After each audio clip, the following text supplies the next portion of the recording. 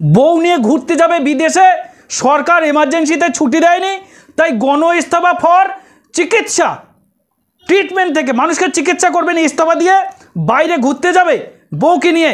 ওই মেডিকেল কোম্পানির টাকা দিয়ে রিপ্রেজেন্টেটিভ যে হয়েছে, ওই যে মেডিকেল রিপ্রেজেন্টেটিভ যারা টাকা দিয়েছে, কোম্পানির ওষুধ লিখে দিয়েছো, তাদের টাকা নিয়ে বিদেশে ঘুরতে যাবে। আমরা তোমাদের ধান্দা বুঝি না? ক্ষমতা থাকলে চাকরি থেকে রিজাইন দিন। এক বাপের বেটা হলে, যদি একটা বাপের বেটা হও তোমরা যারা 50 জন গণ ইস্তফা দিয়েছো, তাহলে পরে চাকরি থেকে রিজাইন দিয়ে দেখাও। দেখুন, এই যে ডাক্তারবাবুগুলো গণ ইস্তফা দিয়েছে, এটা কিন্তু একটু ভুল আছে। চাকরি থেকে গণ ইস্তফা দেয়নি, তারা বলছে আমরা চিকিৎসা করব না তাই গণ ইস্তফা দিচ্ছি। এরা গণ ইস্তফা দিচ্ছে চিকিৎসা করবে না বলে। মাইনেটা নেবে, হচ্ছে মাইনে নেবে মাসে মাসে, কিন্তু এরা কাজ করবে না, এটা গণ ইস্তফা। আমার বলার ভাষা নেই। এই ডাক্তারবাবুগুলো পেটে কত বুদ্ধি আছে, মাথায় কত বুদ্ধি আছে এই ডাক্তারবাবুগুলোর। বেটা পয়সা নেবে সরকারের থেকে, আর গণ ইস্তফা সার্ভিস দেবে না পাবলিককে। ইয়ার কি ভোজ মারা? হ্যাঁ, পাবলিক পে দিয়ে প বানিয়ে ছাড়বে, টাকা নিয়ে তোমাদের ফাজলামো মারা হচ্ছে। ক্ষমতা থাকলে চাকরি থেকে রিজাইন দিন। এক বাপের বেটা হলে, যদি একটা বাপের বেটা হও তোমরা যারা 50 জন গণ ইস্তফা দিয়েছো, তাহলে পরে চাকরি থেকে রিজাইন দিয়ে দেখাও। শালা মেনে নেব যে হ্যাঁ তোমরা আন্দোলনের সাথে যুক্ত, তোমরা বিচার চাও। ভণ্ডামি করা নষ্টামি করার জায়গা পাও নেই। বউ নিয়ে ঘুরতে যাবে বিদেশে, সরকার এমার্জেন্সিতে ছুটি দেয়নি, তাই গণ ইস্তফা ফর চিকিৎসা ট্রিটমেন্ট থেকে মানুষকে চিকিৎসা করবেন ইস্তফা দিয়ে বাইরে ঘুরতে যাবে বউকে নিয়ে। ওই মেডিকেল কোম্পানির টাকা দিয়ে রিপ্রেজেন্টেটিভ যে হয়েছে, ওই যে মেডিকেল রিপ্রেজেন্টেটিভ যারা টাকা দিয়েছে, কোম্পানির ওষুধ লিখে দিয়েছো, তাদের টাকা নিয়ে বিদেশে ঘুরতে যাবে। আমরা তোমাদের ধান্দা বুঝি না?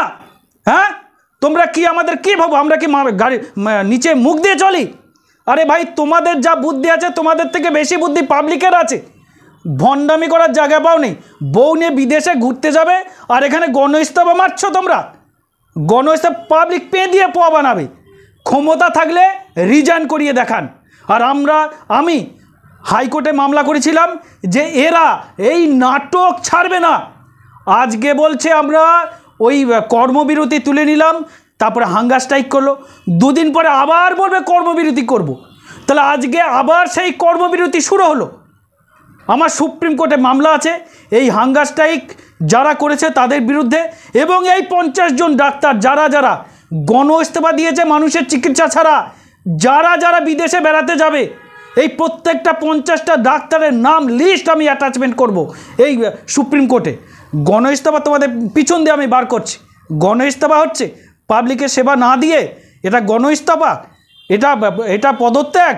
ক্ষমতা থাকলে রিজাইন করে দিন, রিজাইন করে দেখান না। এরা চাইছে পুরো সমাজটাকে মাকুদের আর ফেকুদের রাজত্ব করতে। মাকু আর ফেকু তাদের অনেক দিনের অতৃপ্ত বাসনা। 2011 সালে মমতা বন্দ্যোপাধ্যায় ক্ষমতায় লড়াই করে জনগণের ভোটে মুখ্যমন্ত্রী হওয়ার পরে তাদের সেই রাগ ক্ষোভ তারা কোনো মতেই মেনে নিতে পারছে না। তারা চেয়ারের নেশাটাকে ভুলতে পারছে না। যেমন মদের নেশা, যেমন গাঁজার নেশা ভোলা যায় না, ছাড়া যায় না।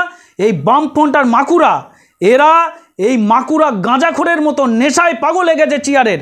ওই চেয়ার পাওয়ার জন্য তারা সমানে 2011 থেকে 2024 ওই নেশায় বিভোর হয়ে তারা কোনোভাবে তারা সরকারকে কালিমালিপ্ত করতে চায়।